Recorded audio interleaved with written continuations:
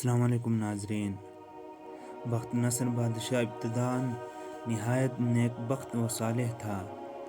حضرت زکریا و یحییٰ علیہم السلام کی نہایت اطاعت کرتا تھا۔ اتفاقاً اس نے ایک عورت سے نکاح کیا جس کے ہمراہ ایک لڑکی نہایت حسینہ و جمیلہ پہلے شوہر سے تھی۔ جب وہ لڑکی سن بلوغ کو پہنچی تو بادشاہ اس کے بہار حسن دیکھ کر فریفتہ و دیوانہ ہو گیا۔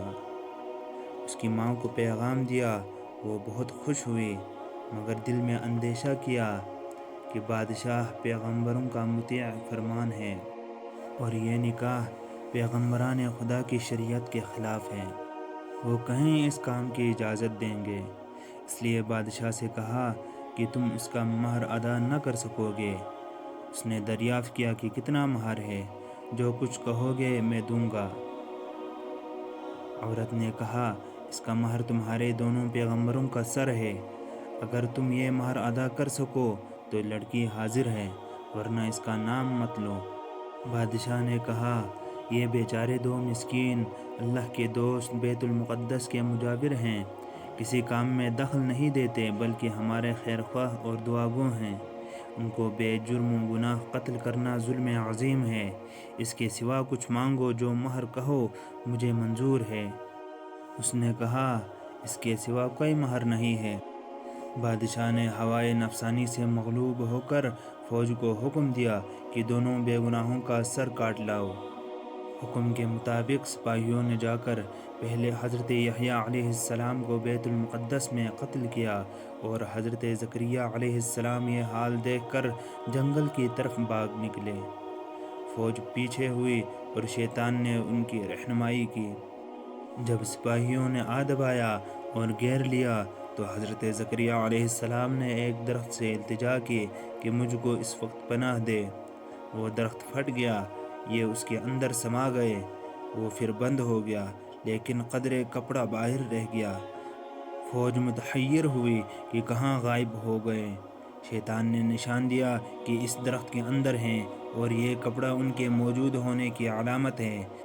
پھر شیطان نے آرا کی ترکیب بتلائی، درخت چیرا گیا۔